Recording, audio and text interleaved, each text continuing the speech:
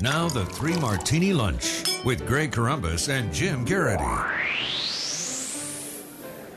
And welcome, everyone, to the Monday edition of the Three Martini Lunch, along with Jim Garrity of National Review. I'm Greg Corombos of Radio America. We received many nice cards, letters, even telegrams, emails from our recipients of our year-end awards. Not so much from the negative ones, but, a lot of people very appreciative, of course. But now we get back to the day-to-day good, bad, and crazy martinis. We hope you all had a wonderful holiday season, had a Merry Christmas and a Happy New Year. And, Jim, we dive right back in with the good martini, and unfortunately it seems to be under very not good circumstances, and that's that Liz Cheney, daughter of Dick Cheney, who had been fighting a very uphill battle for the Republican nomination for the U.S. Senate in Wyoming against incumbent Mike Enzi, is dropping out of the race. The bad news is, as you have reported, that it looks like one of her kids is dealing with a pretty serious medical condition, and obviously we hope that is resolved quickly and then that the whole family is doing well. But this had been shaping up as a pretty fierce and difficult brawl. There'd been some bad blood already between the two campaigns. The two Cheney sisters ended up getting into a public spat over the different positions on marriage. And overall, it looked like it was going to be an expensive race in a state where the GOP didn't need that. They're going to have enough tough races around the country anyway. And it probably saves Liz Cheney, if she desires to run again sometime, whether in Wyoming or back in Virginia, where she spent a lot of time. But overall, for the party, possibly a good way to allocate resources in a more needful way this year. Yeah, I mean, it's one of those things where this is at best a bittersweet good martini. This race was not turning out the way Liz Cheney expected. I think a good portion of Wyoming Republicans didn't see anything particularly wrong with Mike Enzi. Didn't see him as being a Charlie Crist or an Marilyn Spector or a squish of any kind. He wanted another term. He'd been there a long time, but I guess they were pretty darn comfortable with him being in there. There were some accusations she was a carpetbagger, as you mentioned. She had, lived in Virginia for a good chunk of her life, but always saw her roots as being in Wyoming. There is a Senate race in Virginia this year with Mark Warner, and the latest word is that Ed Gillespie is making noises about running there. But Cheney chose to run in Wyoming and did not get the reception she was hoping for. You saw it mentioned that high-profile spat she had with her sister. When the announcement broke late last night that she was dropping out of the race, there were a couple of folks who wondered if this had to do with her pole position and the fact that victory was looking outside of her grasp, at least so far in this race. I've heard through the grapevine that this is a fairly serious issue with someone in her family. It's not involving former Vice President Cheney. You just hope that things turn out for her and her family in this. Obviously, she's got bigger issues and bigger concerns on her plate right now. This does preserve her viability for some future bid. Every dollar that was going Cheney and going to Mike Enzi to fight this out was money that was not going to challengers of, say, Kay Hagan or other vulnerable Democratic senators who really need to get tossed out this year if we're going to, fight the administration on Obamacare and other fronts. So for Republicans, this is the joy of a long, messy fight avoided, and one that was not looking particularly promising for someone who I think a lot of conservatives saw as a promising rising star. So perhaps some future day she will return to the campaign trail, but for now, one less Senate race that looks all that interesting and competitive. Many reporters, by the way, very disappointed they won't take a trip to Jackson Hole or something to report on this race. Kind of another bittersweet twinge to that, Greg. Well, one of the things Liz Cheney, of course, was best known for was her strong views on foreign policy and a definite role for America in the world. And, of course, when her father was vice president, no issue on that front was bigger than the Iraq War. And in the past few days, we've seen very discouraging news there, and that's that al-Qaeda rebels in Iraq have taken control of Fallujah. And now the reports today that there's major fighting going on in the nearby city of Ramadi, and of course, none of that is all that far from Baghdad. And of course, since U.S. forces left at the end of 2011, there hasn't been a ton of coverage there. One thing that's a little bit confusing is that those are the bad guys in Iraq, but supposedly the good guys in Syria in a lot of different ways.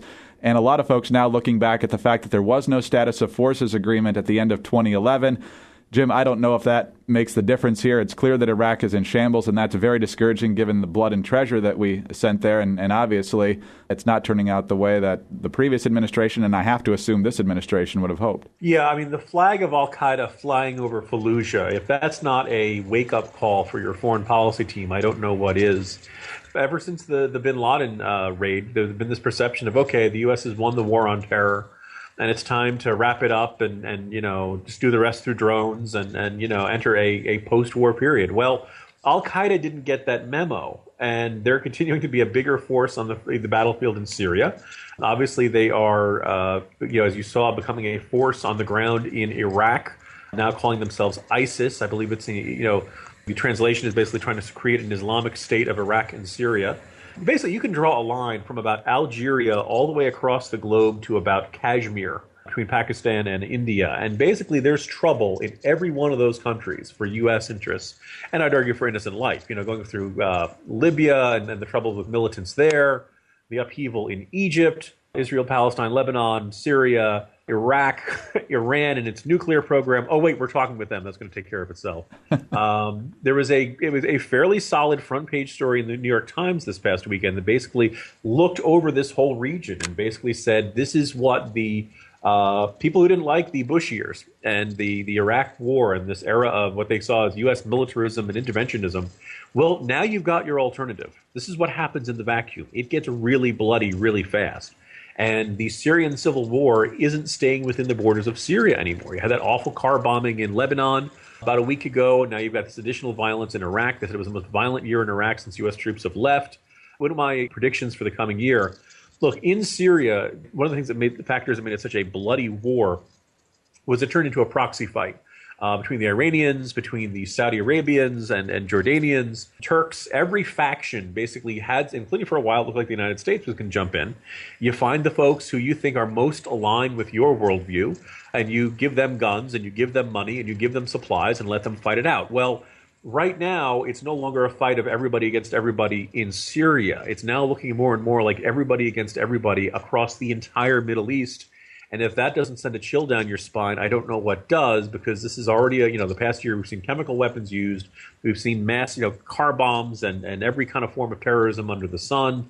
And there's no sign it's going to get any better. And this administration just wants it to go away. You mentioned the Iraq aspect. There was this fascinating quote in the New York Times story, which said that the attitude of the Obama administration towards most of the decisions by Maliki over in Iraq has been, well, we don't want to rock the boat. Well, the boat is now rocked.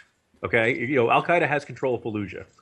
That's at this point, a non-rocking boat is not an option. The question is, what do you want to do about it? And according to John Kerry this weekend, the answer is, well, we're willing to help, but not with troops. So we'll just hope that a lot of money can, hopefully Maliki can buy his way to a stable, unified country, which is not looking particularly good, nor is the outlook looking good in Afghanistan or really any one of those countries I mentioned earlier. First of all, your geography teachers will be very proud that you could link all the way from Algeria to Pakistan. I'm not even looking at a map right now. Yeah, very good. Very good. And also, where was that reset button? Did they put it in a closet somewhere? Because we might need to hit that again. It's Putin's world. We just live in it.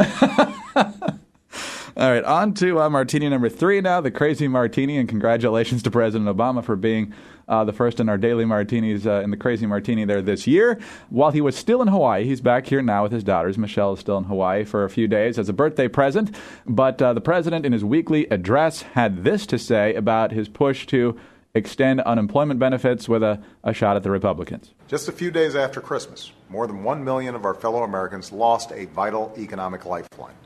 The temporary insurance that helps folks make ends meet while they look for a job. Republicans in Congress went home for the holidays and let that lifeline expire. And for many of their constituents who are unemployed through no fault of their own, that decision will leave them with no income at all.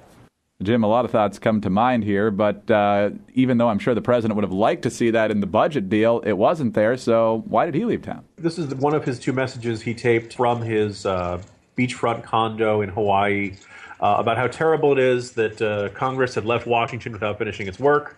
The previous week, Greg, he and Michelle had taped about the importance of giving back and volunteerism, and at this time of year, it's really important to think of the less fortunate. He taped it from within the beachfront condo, and then, according to the president's daily schedule, went and played golf. I guess he'll be helping out caddies this year, Greg. That's his little extra tip for those guys carrying the golf clubs. On the issue of extending the unemployment benefits, your heart breaks for everybody who's still going through long-term unemployment and the benefits potentially running out. It is worth noting, though. I mean, for a while we had up to 99 weeks, which comes out. Those of you who can do math are coming out that, hey, that's nearly 2 years.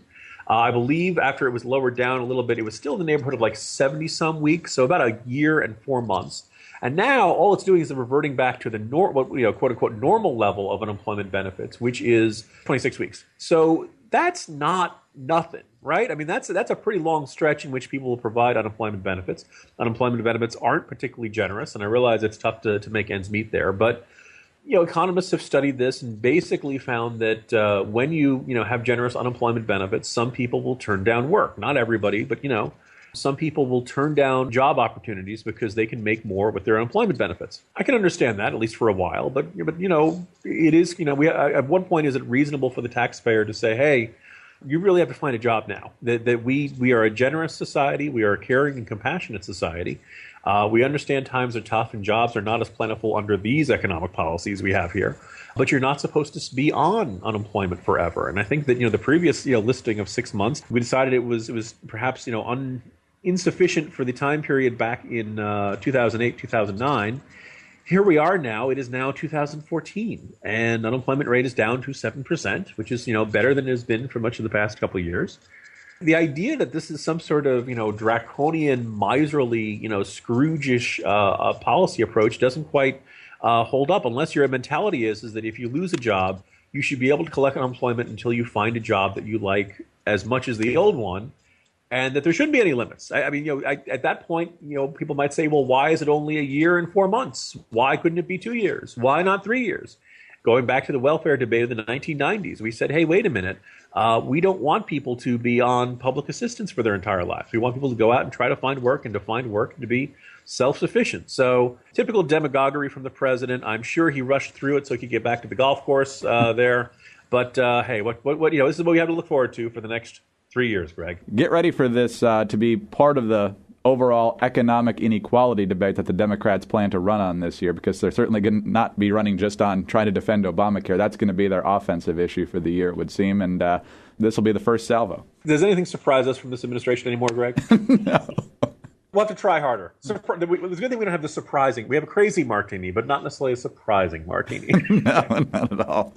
Jim, good to be back in the saddle. Talk to you tomorrow. See you tomorrow, Greg. Jim Garrity of National Review. I'm Greg Columbus of Radio America. Thanks for being with us today. Please join us again on Tuesday for the next 3 Martini Lunch.